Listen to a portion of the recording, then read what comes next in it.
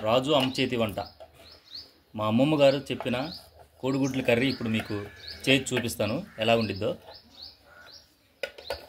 ముందు మనం కోడిగుడ్లని 3 కోడిగుడ్లు తీసుకోవాలి. ఆ కోడిగుడ్లని బాయిల్ చేసుకోవాలి. ఉడకబెట్టిన కోడిగుడ్లని మనం ఇలా స్మార్ట్గా ఉండేటట్టు తీసుకుని బాయిల్ చేసిన కోడిగుడ్లని ఇలా ప్లేట్లో తీసుకుని ఒక చాకుతో సగం బద్దలుగా కట్ చేసుకోవాలి. ముందుగా మనం బాండీ తీసుకుని బాండీలో 2 గంటల నూనె పోసుకోవాలి. చిటికెడు పసుపు, ఒక అర స్పూను కారం, మనం ముందుగా కట్ చేసుకున్న కోడిగుడ్లని ఫ్రై చేసుకోవాలి.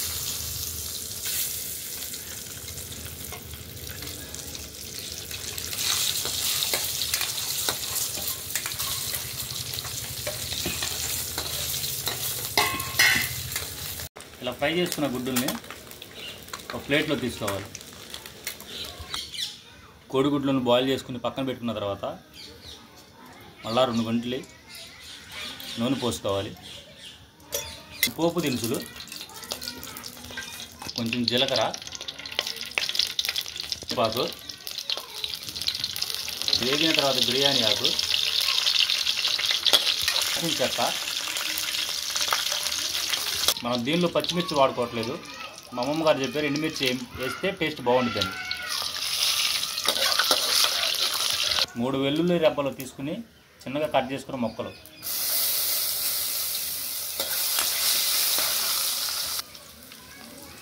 2 పెద్ద ఉల్లిపాయలు కట్ చేసుకుని పక్కన పెట్టుకున్నాం ముందుగానే.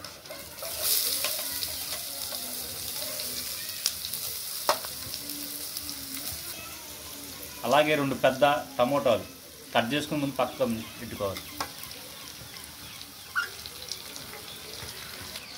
ఇలా కలుపుకుంటూ ఉండాలి.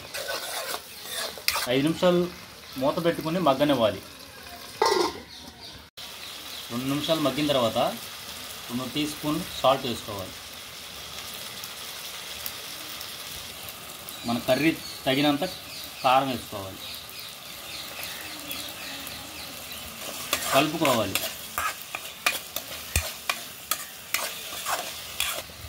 5 నిమిషాలు మగ్గిన తర్వాత మనం ముందుగా ఫ్రై చేసుకున్న కోడిగుడ్ల చెక్కల్ని దీనిలో వేసుకోవాలి.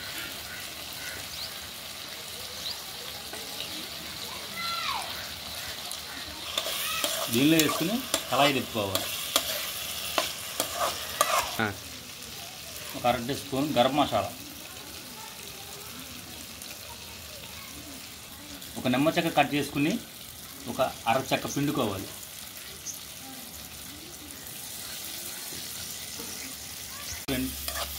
మన కర్రీ రెడీ అయిపోయింది. ఇలా ట్రై చేసి చూడండి మీరు ఇంట్లో. మమ్మల్ని నేను చూస్తుంటే స్మెల్ గుమ్మాయించుకుంటుంది. 2 మనుషులకి అయితే సరిపోతుంది ఇలా 3 గుడ్లతో కర్రీ. Okay, please